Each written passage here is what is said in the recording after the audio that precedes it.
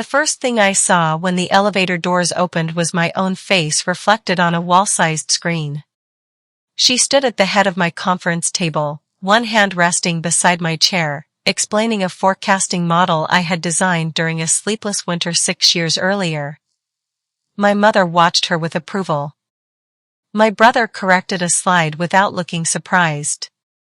Even the silver watch on the woman's wrist was mine. I had been gone 11 weeks. Someone had used that time to replace my clothes, my voice, my signature, and apparently my place in the family. What I did not understand was why everyone in that room was willing to pretend I was the stranger. I had flown home from Copenhagen that morning with a cracked phone screen, 2 hours of sleep, and a folder full of documents that were supposed to secure the largest contract Ellison Meridian had ever won.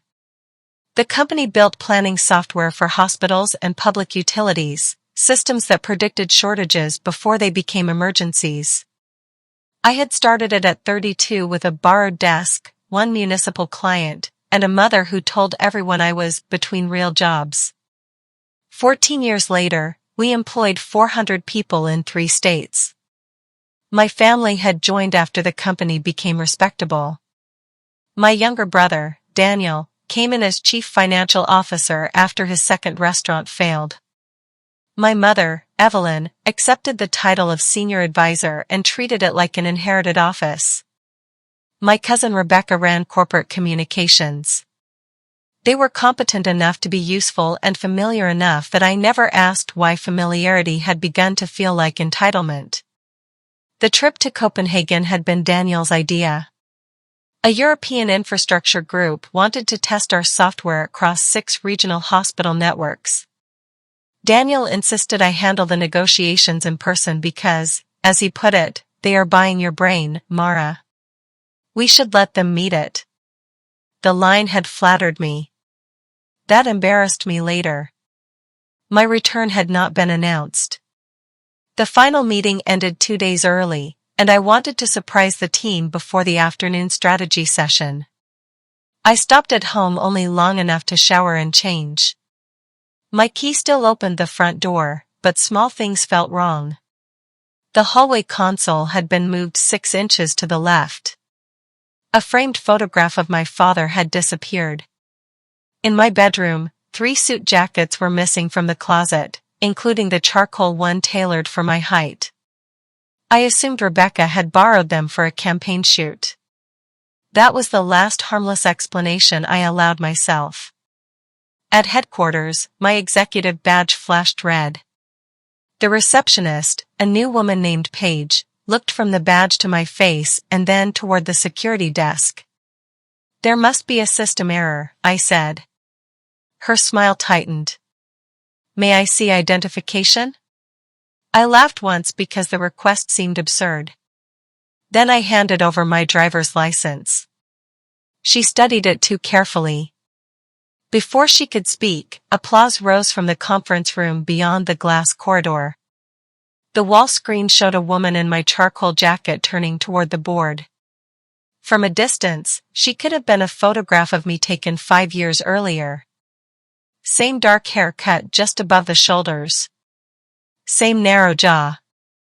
Same small tilt of the head before making a difficult point. Up close, the differences were obvious. Her left eyebrow arched higher. Her mouth tightened on one side when she smiled. She wore my watch too loose.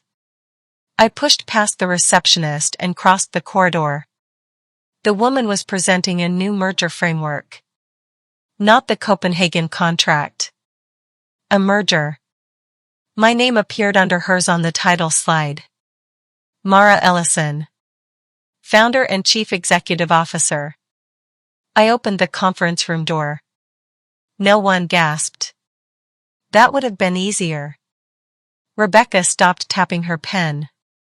Daniel lowered his eyes to the papers in front of him. My mother looked directly at me with the expression she used on vendors who had arrived without appointments. The woman in my chair did not move. "Who are you?" I asked. Her fingers curled around my presentation remote. Daniel stood. Security was called 3 minutes ago. Daniel. He glanced at the board members, not at me. Please don't make this worse. My mother folded her hands. Young woman, whatever you believe is happening here, this is a private meeting. For a moment, I honestly thought they were performing some elaborate legal exercise for the board. A crisis simulation. A test of access controls. Something cruel but temporary. Then the woman spoke in my voice. Not perfectly.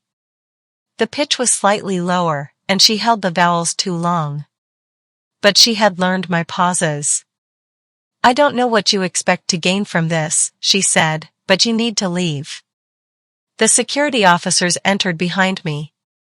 One of them, Calvin, had worked in our building for 9 years. I had paid for his daughter's internship program. He stared at the carpet. Calvin, I said quietly. His jaw shifted. Ma'am, the board has provided documentation. I am the board's chief executive. He looked at the woman sitting in my chair. The company's chief executive is already present. The sentence landed with the dull force of something rehearsed. I reached for my phone. Daniel stepped around the table. Do not record this, he said. That was when I noticed the ring on his right hand. My father's signet ring. Daniel had always hated it. Where did you get that? His face changed for less than a second. Security took my arms. I did not fight them. Struggling would have completed whatever picture my family had prepared. As they led me out, the woman behind me resumed the presentation. Slide 19, she said. The screen changed to a document bearing my signature. It authorized a special committee to negotiate the merger without further approval from me. The signature looked exact. Not similar. Exact. Outside the building, Calvin returned my bag but kept my badge. I'm sorry, Calvin murmured. Who gave you the order? He looked through the glass doors toward the lobby camera. The legal department. Who told legal? His silence answered a different question. He was afraid. I stood on the sidewalk while employees entered for lunch. 2 people recognized me and immediately looked away. One young analyst lifted her phone as if she had seen someone famous. By noon, I had lost access to my office, company email, cloud storage, corporate card, and executive phone account. My personal bank still worked, but the emergency contact had been changed to a number I did not recognize. I called my mother. You need help, she said before I could speak. I need an explanation. You came into the building claiming to be Mara. I am Mara. A long exhale. Almost maternal. This fixation is dangerous. The performance was so complete that anger gave way to something colder. What did you do while I was gone? We have contacted the police. Do not come to the house. She hung up. 10 minutes later, 2 patrol officers arrived. They were polite. That made it worse. They showed me a civil harassment petition filed that morning by Mara Ellison against an unidentified woman who had allegedly been sending messages, appearing near company property, and claiming her identity. The photograph attached to the filing was mine. Not the woman upstairs. Mine. The officers did not arrest me. They warned me not to return to the building or contact the petitioner directly until the court reviewed the request. One of them suggested I call a lawyer. The other kept studying my license as if the plastic might choose a side. I booked a room near the airport under my middle name and paid with a personal card my family had never handled. The room smelled faintly of industrial soap. Planes passed low enough to rattle the window, but the noise gave me something steady to listen to. My first call was to Martin Shaw, the outside attorney who had advised Ellison Meridian since our first financing round. His assistant put me through immediately. "Mara," he said, and relief broke through me before I could stop it. Then he added, "I cannot speak with you. Martin, there is a woman in my office using my name. I am aware of the allegation." "It is not an allegation. You have met me hundreds of times." A pause. Papers moving. A door closing. "The firm represents the company. The company has instructed us that an individual may attempt to impersonate its chief executive. I cannot evaluate identity over a phone call. You know my voice. I know that voice replication exists." The words sounded prepared because they were. "Did you file the petition?" "I cannot discuss client matters." "Did you see me sign the committee authorization?" Another pause. "No." That single answer was the first honest thing anyone had given me. He ended the call after advising me to retain independent counsel. Before hanging up, he said my name once more, softly, as if apologizing for recognizing me. I opened the laptop I had carried through every meeting in Copenhagen. Most company systems rejected my credentials, but the local files were still intact. I found the photograph I had taken of the authorization on the conference room screen and enlarged the signature. For 13 years, I had signed important documents with a small break in the second leg of the M. It came from an old hand injury and appeared whenever I moved too quickly. The signature on the screen had the break. It also had a tiny square at the end of the final stroke. I had seen that square before. 7 years earlier, during a rushed financing round, Rebecca had asked for a transparent image of my signature for ceremonial letters and employee awards. The first file our designer created contained a stray pixel near the final stroke. I rejected it and approved a clean version. The signature on the merger document was not a new forgery. It was the rejected file. Someone had gone into the old communications archive, taken an image I had never authorized for contracts, and built a paper trail around it. That answered how the signature looked exact. It did not explain how they had passed authentication, persuaded directors, changed my account recovery information, or prepared a court filing before I entered the building. The filing time was 8:17 that morning. My plane had landed at 8:42. They knew I was coming home early. Only 4 people knew. Daniel, Rebecca, my mother, and Lena Voss, the Copenhagen project director who had moved the final meeting after a regulator cancelled. Lena had no connection to my family beyond the negotiations. I searched my text history. The message telling Daniel about the early flight showed as delivered, but there was no reply. At the time, I assumed he was asleep. Now I noticed the message had been read at 3:06 a.m. Central Time. The petition had been drafted, signed, and queued before sunrise. I stopped thinking like a daughter and started thinking like the woman who designed failure models for a living. A system rarely collapses because of one bad event. It collapses because several protections fail in the correct order. My badge had been cancelled. My phone account had been transferred. My legal counsel had been warned. Security had been given documents. Employees had been shown a story. Police had been handed a photograph. The lookalike had my clothes, my gestures, and enough knowledge to present internal work. This was not a desperate improvisation during my absence. It was an operation. I made a list of what they could control and what they could not. They controlled company systems, staff communication, the building, the board calendar, and any lawyer whose client was Ellison Meridian. They did not control my passport, my fingerprints, my medical records, the original patent notebook stored off-site, or the private investment account I had created after my father's death. That account was not a secret fortune. It held early patent royalties and the proceeds from a cabin my father left solely to me. I kept it separate because Daniel once used company cash to cover a restaurant debt and called it temporary. He repaid it, and I forgave him. I did not forget. The account gave me time, not victory. At 2 a.m, I searched the cashed expense reports on my laptop. I had downloaded them before traveling because the Copenhagen group wanted a breakdown of sales costs. Most entries were ordinary: airfare, consultants, conference venues. One vendor appeared 11 times over 4 months. Vail executive presence. The invoices were approved by Rebecca and coded as leadership continuity training.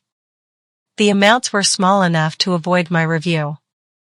The descriptions mentioned vocal calibration, executive mannerisms, live simulation, and signature consistency. I searched the vendor name. A plain website appeared with photographs of actors used for negotiation drills and crisis rehearsals. The founder was Nora Vail. Her profile photograph had lighter hair and round glasses. The jaw was mine. The mouth was the one I had watched smile from my chair. I called the number on the site. It went to voicemail. "Ms. Vail," I said after the tone, "my name is Mara Ellison. You already know that. I am giving you one opportunity to contact me before your agreement with my family becomes evidence in a fraud investigation." 9 minutes later, an unknown number called. I answered without speaking. A woman breathed on the other end. Then, in my voice, she whispered, "They said you would never come back before the merger." The line disconnected. I saved the call record, wrote down the exact words, and resisted the urge to call again. Nora had given me something more valuable than an explanation. She had admitted knowledge of my absence and the merger. But a frightened sentence from an unidentified number would not stop a transaction. I needed proof that existed before anyone knew I was looking. There was one person I had spent 2 years avoiding. Nina Park had been Ellison Meridian's chief operating officer before Daniel. She helped me turn a 6-person software shop into a company large enough to frighten established competitors. She was direct, impatient, and usually right 10 minutes before I was ready to hear it. Her resignation had followed a fight about Daniel's authority. Nina warned me he was building financial processes no founder should allow one relative to control. I accused her of resenting my family. She told me that blood was not a governance system and left without asking for a reference. At 3:20 in the morning, I sent her one sentence. "You were right about Daniel. I need 20 minutes. She replied before the message showed as read. Breakfast. 7. Easton Diner. Nina was already in a booth when I arrived. Her hair had gone mostly silver, and she wore the same square black glasses she used to remove whenever she was about to say something unpleasant. She did not hug me. "You look like yourself," she said. It was the kindest thing anyone had said all day. I placed my passport, license, Copenhagen boarding pass, and the photograph from the boardroom on the table. Nina looked at each item without touching them. "Rebecca contacted me in February," she said. "She wanted my firm to design a founder continuity exercise." "Why didn't you tell me?" "I did. You forwarded my email to Daniel and asked him to handle it." I remembered the subject line, continuity planning, and the week it arrived. I had been dealing with a hospital rollout in Ohio.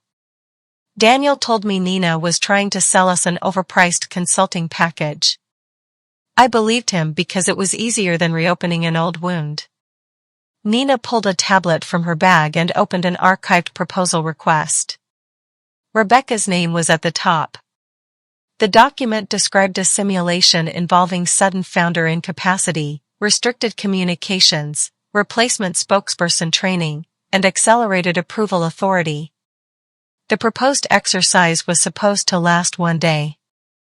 A later revision expanded it to 12 weeks. "Your firm declined this?" I asked. We declined after they refused to identify the legal supervisor. They kept asking whether an actor could be trained to pass as a specific executive during live negotiations. Did they name me? No. They used Principal M. My stomach tightened. Nina opened the attachment list. One file was a rehearsal calendar.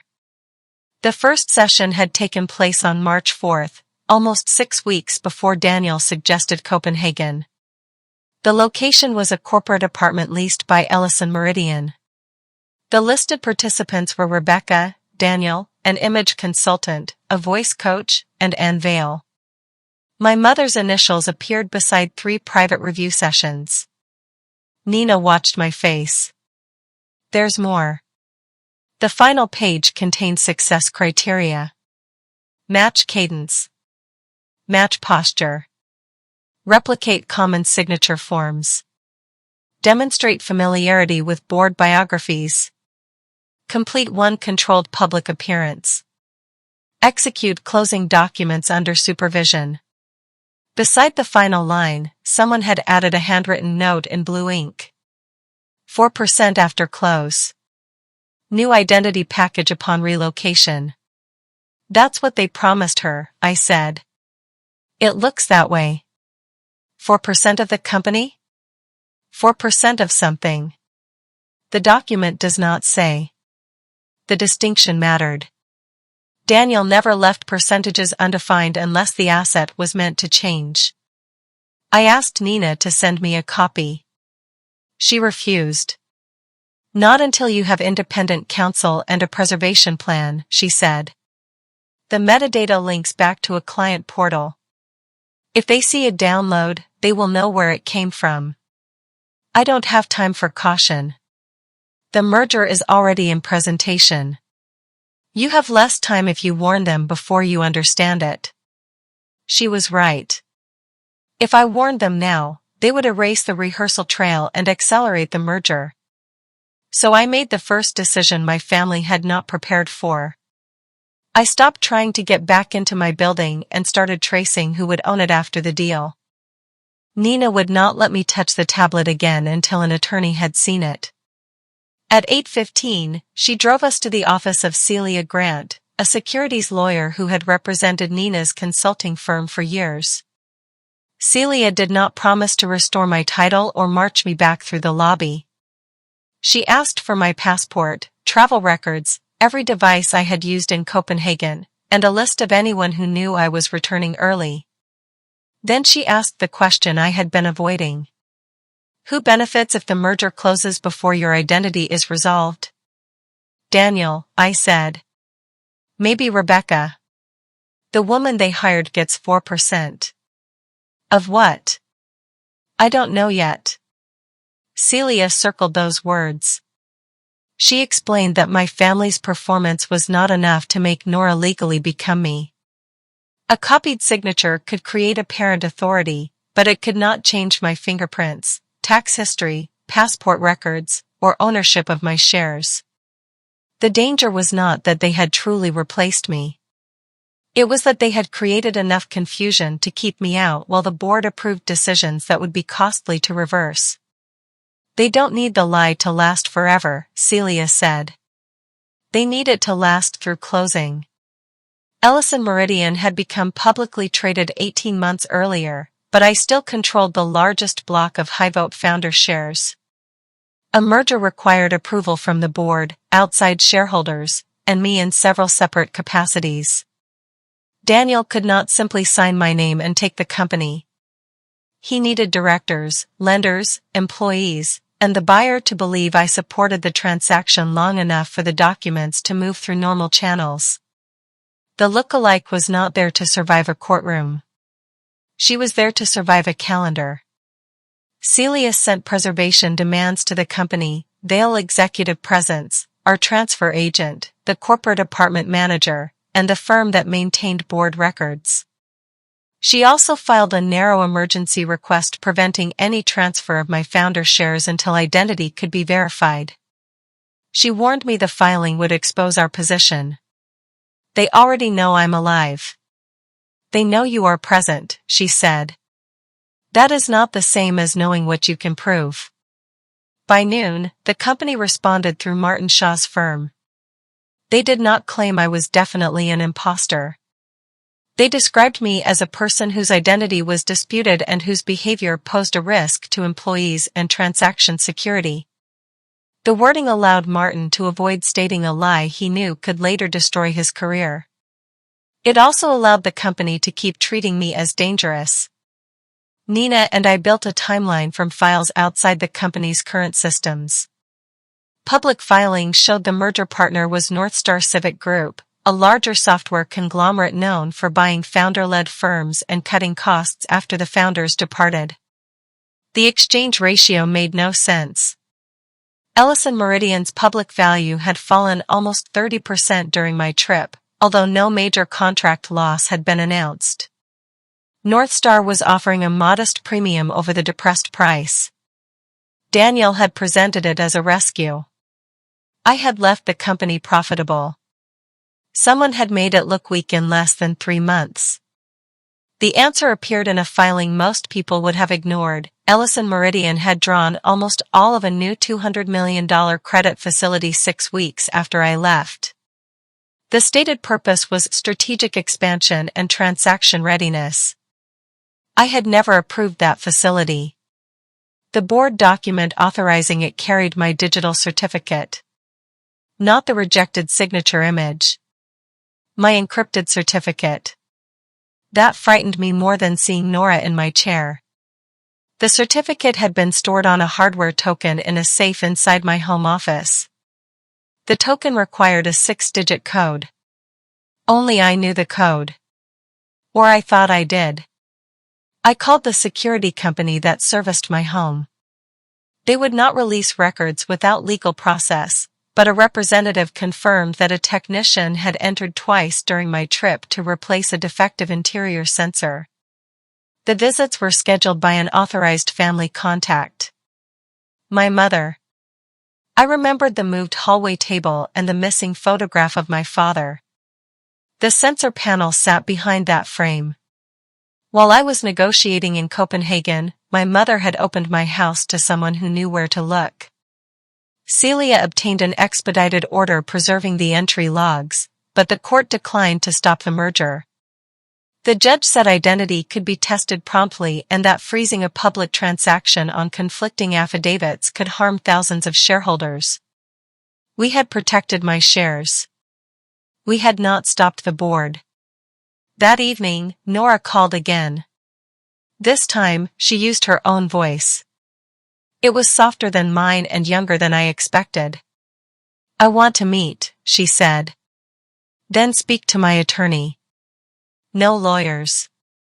They told me you would do that. Who is they? You know who. I know several people who are lying. Traffic moved behind her voice. I did not agree to steal your company, she said. I agreed to keep it from being taken by Northstar. While signing a merger with Northstar? That was not the original deal. Nora claimed she was hired for a controlled leadership simulation while I was abroad. Daniel told her the board feared I was preparing to sell secretly to a European buyer and abandon the staff. Rebecca showed her edited emails in which I appeared to mock employees and call the family disposable. By the time Nora realized the simulation had become public, she had accepted money, worn my clothes, and appeared on an internal video under my name. They said if I stopped, I would be prosecuted, she told me. Why should I believe you? Because your mother is the one who chose me. I felt the old instinct to defend her before the accusation had settled. Nora named a coffee shop near the river and said she would bring the original training contract. Celia told me not to go. Nina agreed. I went anyway. Nora sat in the back with her hair tucked beneath a knit cap. Without makeup and my clothes, she looked less like me. The resemblance looked manufactured, months of posture lessons, dental work, hair color, and careful observation. She had chosen a table facing the door. You came alone? She asked. No. Nina was across the street. Celia knew the address and had told me not to accept devices, sign anything, or promise immunity. Nora slid a paper folder toward me. I left it between us. Tell me what changed, I said. She rubbed the pale line on her wrist where my watch had been. At first, I was supposed to appear in rehearsal videos. Rebecca said your health was unstable and the company needed a continuity model. Your mother attended every session. She corrected the way I held a glass, how long I looked at people, which shoulder I turned when someone interrupted. My mother had spent 46 years studying me.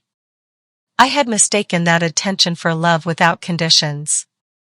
When did they ask you to use my name in public? 3 weeks after you left. Daniel said you had extended the trip and authorized a temporary substitution. That sentence does not make sense. I know that now. Nora opened the folder herself. The contract named Vail Executive Presence as the vendor, but the payment guarantee came from a company I had never seen, EMC Transition Partners. The initials were my mother's. Evelyn Margaret Cole. Nora's compensation included a monthly fee, relocation expenses, and 4% of a founder transition pool payable after the Northstar closing. The pool was $38 million. Her share would have been just over $1.5 million. What did my family receive? She looked at the door. Change of control payments. Consulting agreements. Daniel said the total was enough for everyone to stop depending on you. That sounded like him. Not because Daniel hated depending on me, but because he hated admitting that he did. Nora said the first plan was to announce that I had suffered exhaustion overseas and would appear only through selected video meetings. She would handle internal presentations while pre-recorded audio and written approvals covered formal decisions. The scheme changed when Lena moved the Copenhagen meeting. Daniel learned I would return before the merger vote and ordered the harassment petition prepared. How did he read my message? Your phone account had a mirrored business profile. Rebecca showed me the dashboard once. They could see travel alerts and copies of your texts. The corporate phone administrator reported to Daniel. I had authorized that structure after a ransomware scare. Another protection had been turned into access. Why call me? I asked. Nora's eyes filled, but she did not cry. Because they changed my contract yesterday. After closing, I'm supposed to enter treatment under your name. A private facility in Arizona. 6 months, no outside contact. I understood before she finished. If Nora disappeared into a facility as Mara Ellison, my family could explain future inconsistencies as illness. They could tell the public their founder had stepped away while the real Mara remained trapped in an identity dispute. And what happens to you after 6 months? They won't answer. Fear had finally made Nora more honest than greed had allowed. I asked whether she would give the contract to Celia and submit to independent fingerprinting. Her gaze moved past me toward the window. A black sport utility vehicle had stopped at the curb. Nina flashed her headlights across the street. Nora stood so quickly that her chair struck the wall. You brought them. I brought one friend. The rear door of the vehicle opened. Rebecca stepped out holding her phone. She did not enter. She only photographed us through the glass. Nora's face collapsed. You said no lawyers. That is not a lawyer. You used me. Before I could stop her, she grabbed the folder and ran through the kitchen exit. Rebecca remained on the sidewalk long enough to smile at me. Not triumphantly. Almost sadly. By the time Celia reached the coffee shop, a cropped photograph of Nora and me was circulating among directors. The message claimed I had demanded money from the chief executive in exchange for ending my identity campaign. There was no audio, no demand, no proof. There did not need to be. The picture confirmed that I had ignored the court warning by arranging contact with the petitioner. Celia was furious in the controlled way of someone who could not afford to waste anger. You gave them conduct, she said. Until today, they had documents with questionable origins. Now they have a photograph of you meeting the woman you were told not to contact. She contacted me. And you ignored both attorneys who told you not to go. My mistake did not make my family innocent. It made their lie easier to defend. The court entered a temporary order barring me from contacting Nora, entering company property, or communicating directly with directors before the identity hearing. Northstar announced that the merger vote would proceed as scheduled. Ellison Meridian placed me on administrative suspension from every position pending review. By evening, news outlets described the dispute as a bizarre conflict between a technology founder and an alleged impersonator. They used Nora's official company portrait. My own face looked back at me beneath her name. I spent that night in Nina's guest room reading comments until she took my phone away. Some people believed me. Others said I was a disturbed former employee, a jealous sister, or a publicity stunt. The cruelest comments came from employees whose jobs I had protected during the pandemic. At 3 a.m, I found Nina at her kitchen table reviewing the credit documents. I trained them to trust the title, I said. Now the title belongs to her. Nina closed the laptop. You trained them to trust a system. Your family learned where the system was lazy. The credit documents showed where the system had failed. Ellison Meridian had drawn almost the entire $200 million facility during my absence. $46 million funded legitimate transaction costs. $72 million went to Northstar as a refundable deposit. The rest moved through bonuses, consulting contracts, and a company called Meridian Center Holdings. That company owned our headquarters. I had believed Ellison Meridian still owned the building. 6 months earlier, Daniel had transferred it to Meridian Center Holdings and leased it back to the company for 20 years. The board consent carried my digital certificate. Meridian Center Holdings was owned by my mother, Daniel, and Rebecca. They had removed the building from the company, left the company responsible for rent, and mortgaged the property to secure a family loan. That loan funded their purchases of Ellison Meridian shares after the public offering, increasing their merger payout. 3 homes were pledged as additional collateral: my mother's lake house, Daniel's townhouse, and Rebecca's condominium. The headquarters loan contained a cross-default clause. If the merger failed, the company missed rent, or the transfer documents proved false, the lender could demand repayment. Who holds it? I asked. Alder Ridge Capital, Nina said. I knew the fund. Alder Ridge had once offered to buy my patent royalties. Its managing partner, Thomas Wren, respected documented risk and money that arrived on time. Celia joined us by video before sunrise. I told her I wanted to buy the loan. You cannot trade Ellison Meridian stock while holding material non-public information, she said. You cannot short it, tip anyone, or use a debt purchase to threaten witnesses. I'm not asking to. You are angry enough to confuse leverage with permission. She was right. My first instinct had been to attack the share price, collapse the merger, and make my family feel what I felt. It would also have exposed me to securities charges and harmed employees who knew nothing about the scheme. So I drew a boundary. I would not trade the stock.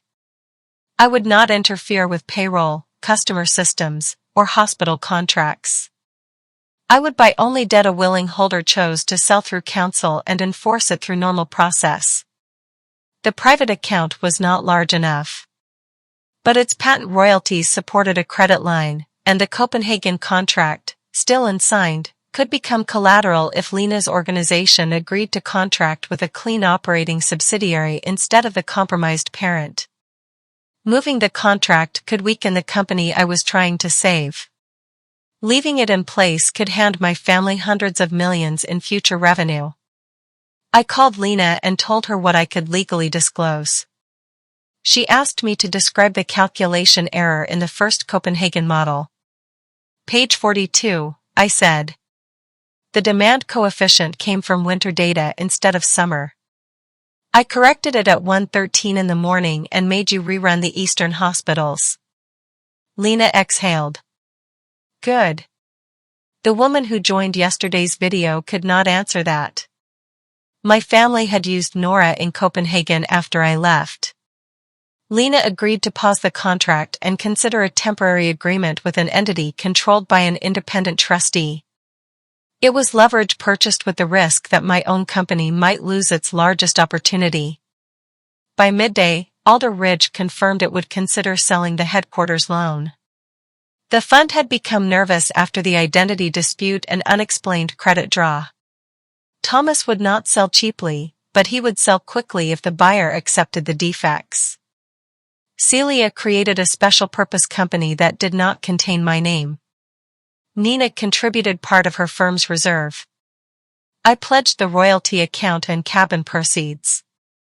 Lena's paused contract supported the remaining financing. Then Martin called. The board has scheduled the merger vote for Friday morning, he said. There will be a press conference afterward. Why are you telling me? Because I reviewed the hardware token access log. The token had been used at 2:14 in the morning on the date the credit facility was approved.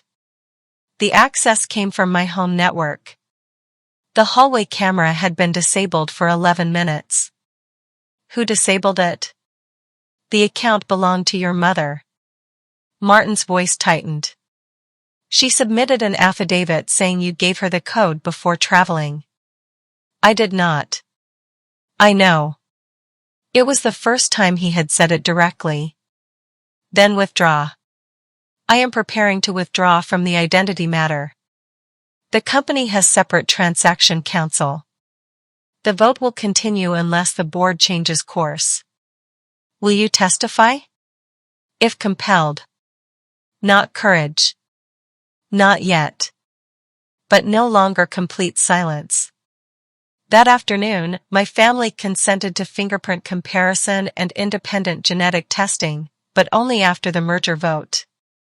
They also produced a letter supposedly written by me in Copenhagen, saying I feared a breakdown and had authorized my mother to manage my affairs. The letter contained a phrase I had not used since I was 19. Family protects what ambition forgets. My father used to say it whenever my mother accused him of working too much. I finally understood why she had chosen Nora and trained her so carefully. Daniel's money had never fully explained the cruelty. My mother did not believe she was stealing my life. She believed she was taking back a family asset I had selfishly claimed. At 5:30, Alder Ridge accepted our offer in principle. Closing required 48 hours and final verification of collateral. The merger vote was in 41. Celia asked whether we should seek another emergency hearing and reveal the debt purchase. I looked at the false letter, the coffee shop photograph, and Friday's press schedule. No, I said. Let them believe the building belongs to them. For the first time, I was not trying to prove I deserved my old chair. I was preparing to become the creditor standing behind every chair in the room. Friday began with a message from Thomas Wren at 5:12 in the morning. Alder Ridge had completed its review overnight. The fund was willing to transfer the headquarters loan before noon if our financing cleared, and Celia accepted one final condition. The buyer would take the debt exactly as it stood, including every defect, dispute, and possible challenge. They are not selling us certainty, she said. They are selling us the right to fight. That is all my family left me. Nina wired her contribution. I authorized the royalty pledge. Lena's organization signed a limited letter confirming that the Copenhagen contract would remain available to an independently controlled successor, provided patient systems, employees, and data protections were preserved. At 7:40, the financing bank froze our closing. The false harassment filing had triggered an identity alert against my name. The bank would not accept my authorization while another woman was publicly acting as Mara Ellison. We had built the transaction around assets my family did not control, and they had still managed to reach it through the confusion they created. Celia began calling the bank's legal department. Nina contacted Thomas. I sat at her kitchen table watching the merger countdown on a financial news screen. The shareholder meeting opened at 9. Nora appeared by video from my office. She wore the navy suit Rebecca had taken from my closet and the pearl earrings my father gave me when Ellison Meridian signed its first hospital network. Her face was composed, but she kept touching the inside of her wrist. Daniel presented the merger as a necessary response to founder uncertainty. He blamed delayed European revenue, temporary leadership strain, and market rumors for the falling share price. He never mentioned that he had drawn $200 million or transferred the headquarters to a family company. My mother sat beside him, looking tired and dignified. She had always understood the authority of appearing wounded before anyone accused her. The board's independent chair, Harold Vance, announced that my high-vote shares would not be counted until the court resolved my identity. Without them, North Star needed a majority of the remaining votes. Celia muted the broadcast. That exclusion may not survive review, she said. But the merger might survive long enough. At 9:26, the bank requested live biometric verification at one of its branches. Celia argued that a public dispute did not erase a valid passport, but argument was slower than compliance. The nearest branch equipped for verification was 40 minutes away. Nina drove. Celia stayed on the phone with the closing teams. I watched the meeting from the passenger seat while shareholders submitted questions about the company's debt. Daniel answered each one with numbers that were technically accurate and meaningfully incomplete. When asked why Ellison Meridian needed a merger after years of profitable growth, Nora leaned toward the camera. "Scale protects the mission," she said in my borrowed cadence. It was a sentence I had used at an employee meeting 3 years earlier. Then an investor asked her to explain the original algorithm that distinguished our shortage model from ordinary inventory forecasting. Nora hesitated. Rebecca moved just beyond the camera. I saw the reflection of a cue card in the glass cabinet behind my chair. Nora read from it. The answer was close enough for most people. Lena sent me one line. She does not understand the system. At the branch, the manager escorted us into a private room. My passport chip matched the federal record. My fingerprints matched the prints provided when Ellison Meridian obtained a government infrastructure contract.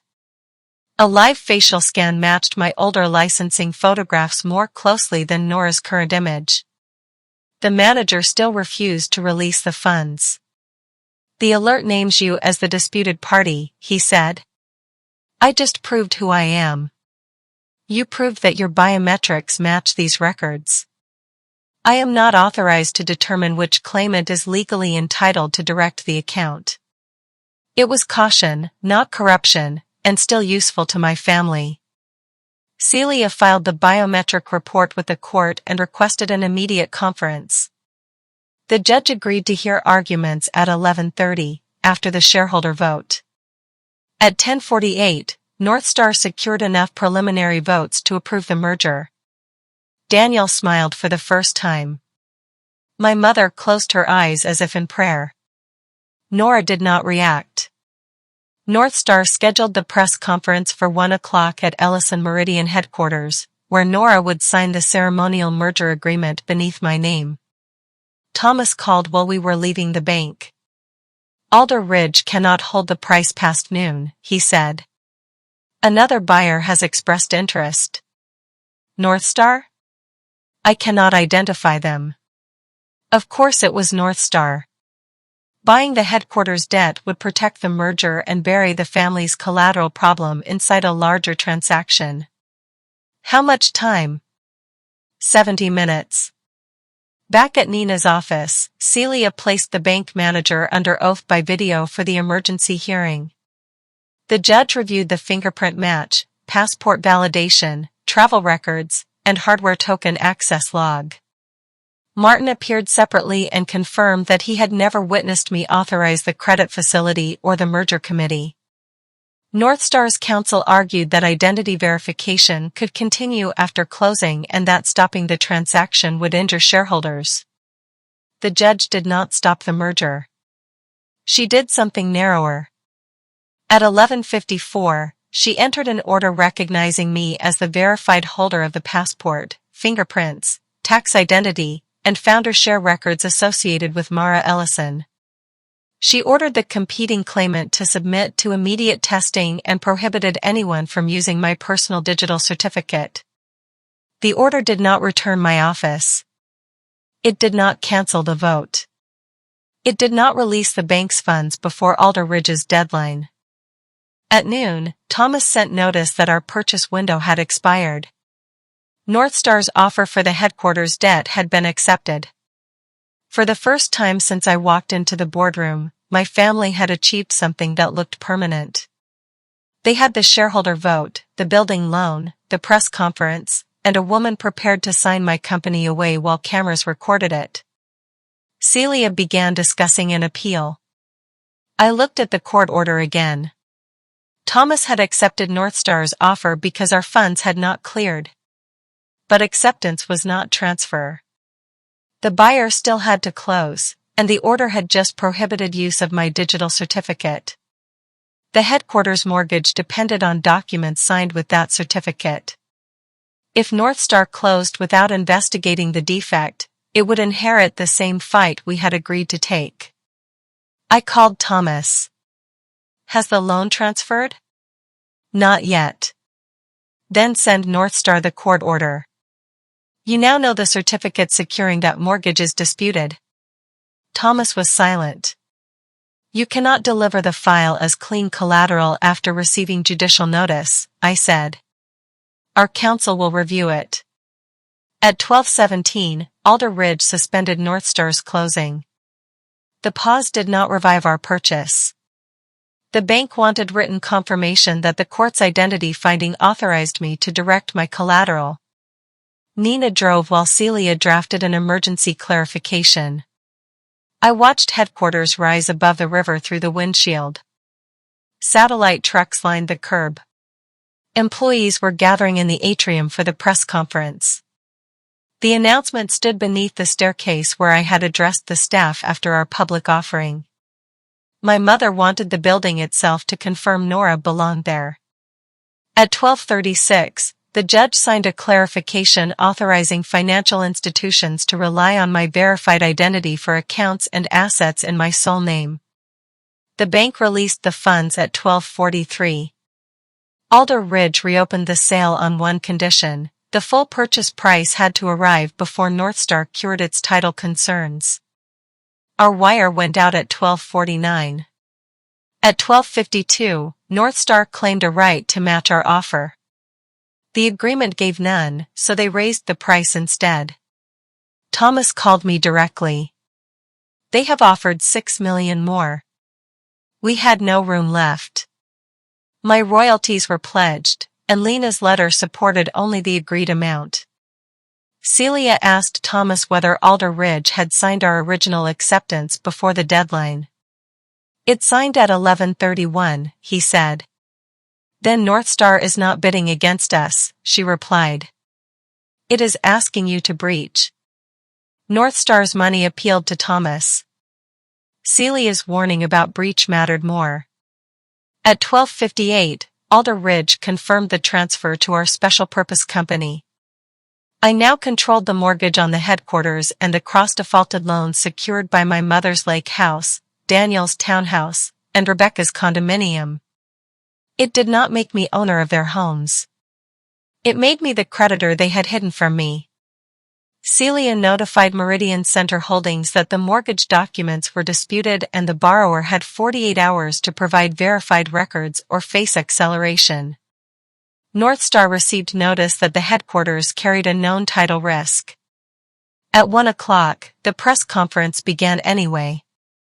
Northstar's chief executive, Victor Sloan, stood beside Nora beneath a banner reading "One Company, One Future." Daniel and Rebecca occupied the first row. My mother sat on stage with the independent directors. Victor praised Mara's courageous decision to place mission above ego. The phrase came directly from my mother's false letter. Nora approached the signing table. The real documents were electronic. The ceremony existed to make their version of me feel official. I entered through the public atrium doors with Celia and Nina. Calvin stood at the security line. His hand moved toward his radio. Then he saw the court order in Celia's hand and lowered it. "Ms. Ellison," he said. "Not ma'am. Not young woman. My name." Reporters turned before anyone on stage did. Rebecca rose first. Daniel leaned toward Victor. My mother remained seated, one hand gripping the arm of her chair. Nora looked at me across the atrium. For a second, our matching faces became the only story in the building. Victor stepped to the microphone. "Security, please remove the intruder." Harold Vance stood behind him. "No," the board chair said. "We have received a judicial identity order." Victor's expression barely changed. "That matter does not alter today's shareholder approval." "It alters who was authorized to recommend it," Harold replied. Celia handed copies of the order and creditor notice to Northstar's counsel. Nina distributed the hardware token log, the corporate apartment rehearsal calendar, and the biometric report to the independent directors. We did not announce accusations. We gave them documents they could no longer pretend not to have seen. My mother finally stood. "Mara," she said, using my name as though she were granting it back to me. "You are confused and angry. This is not the place. It became the place when you put my face on a stage." Daniel moved toward the aisle. "The vote is complete." "The certification is not," Harold said. Rebecca lifted her phone and began recording. "She is threatening the company while holding its building debt." "I have threatened no one," I said. "Your holding company received a contractual notice. The employees, customer systems, and operating accounts are untouched." That distinction reached the reporters immediately. I saw them typing. Victor asked Northstar's lawyers whether the merger could close. None of them answered at the microphone. Nora still held the pen. My mother turned to her. "Sign it." Nora stared at the paper. Evelyn stepped closer and lowered her voice, but the microphone on the table caught every word. "You have one task left." Nora placed the pen down. "No," she said in her own voice. Nora's refusal sounded exhausted. My mother reached for her arm. "Don't touch me." Harold refused to clear the stage until the shareholder inspectors suspended certification. Pending appeared beneath the result. Daniel stood. "You are under contract." "That contract says I'm a performer," Nora replied. "It does not say I'm Mara Ellison." She produced the training agreement and messages instructing her to use my signature, follow answers through an earpiece, and enter the Arizona facility after the merger. Then she unlocked a phone and played Daniel's voicemail through the microphone. "After the signature, Rebecca takes you upstairs. Do not answer unscripted questions. Arizona transport leaves tonight. Once you are inside, all communication goes through us." Nora faced the cameras. "My name is Nora Vale." I was hired to imitate Mara Ellison for a continuity exercise. I continued after I understood it was real because I was paid, because I was afraid, and because I kept telling myself no one would lose anything until the merger closed. Daniel accused her of extortion. Martin then confirmed that management had been warned not to rely on the Copenhagen letter or copied signature. The records were beginning to speak in the correct order. A court-approved examiner compared our fingerprints and collected DNA samples. My prints matched the government, employment, and licensing records associated with Mara Ellison. Nora's did not. Northstar suspended the merger. The share price fell hard enough to halt trading. Then Celia showed me messages from employees asking about payroll and hospital service. I asked for 10 minutes with the independent directors. The failed merger could trigger credit claims, a deposit demand, and customer departures. 400 jobs and hospital systems sat inside my family's exit plan. Harold asked what I wanted. I want an independent investigation, immediate suspension of everyone involved, and uninterrupted payroll and customer support. I will place enforcement of the headquarters debt under Celia's supervision and agree not to accelerate it while the company cooperates. Daniel laughed. You expect us to believe you bought our debt out of concern for employees? No. I bought it because you used my building and your homes to finance a theft. Protecting employees is the limit I placed on how I use it. My mother looked at me. You would take your brother's home. You pledged it. I sent a notice requiring truthful records. I accepted review of my own debt purchase and a temporary restriction on my shares. Governance had to apply to me too. The directors suspended all 3 of them. Northstar terminated the merger, and the vote was never certified. Then Harold asked who would run the company that night. The board rescinded my suspension, rejected Nora's appointment, and restored me as chief executive. Daniel and Rebecca remained only for supervised handovers under my authority. Harold looked directly at them. Mara is now your reporting authority. Daniel's expression finally lost its discipline. You cannot put her over us after she bought our debt. I founded the company you used to buy that debt, I said. You placed yourselves under it. I had returned not asking my family to recognize me, but as their new boss, with authority they could no longer borrow from my face. Their power ended through disabled passwords, signed resolutions, and doors that no longer opened. The outside investigation lasted 5 months. It showed Daniel designed the finances, Rebecca built the replacement identity, and my mother selected Nora and opened my house. The lie only had to survive until Northstar absorbed the company and Nora disappeared. Authorities pursued the false filings, identity misuse, diverted funds, and obstruction. Civil settlements stripped away the merger payments and required repayment of losses. The headquarters returned to Ellison Meridian. The lake house was sold, Daniel refinanced his townhouse, and Rebecca sold her condominium. I used the debt to recover what they removed and stopped once the company and its employees were protected. Nora returned the money she controlled and later sent me a sealed apology through Celia. I returned it unopened. Forgiveness was not something I owed on another person's schedule. Nina returned as chief operating officer. We separated the chair and chief executive roles, added independent directors, and passed an outside audit. Lena then resumed Copenhagen, though under a smaller staged contract. A year earlier, I would have called smaller a failure. Now I understood that trust should earn the right to grow. My mother requested one meeting after the settlements. We met in Celia's conference room. She said she had tried to keep what my father helped build inside the family. My father did not build Ellison Meridian, I said. He believed in you. So did I. She asked whether we could begin again.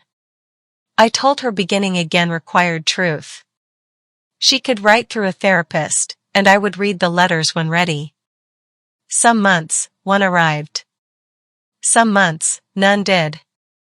I stopped measuring my life by whether she understood me. When the headquarters returned, I replaced the atrium portrait with a live display of customer systems and employee projects. My face no longer greeted people when the elevator opened.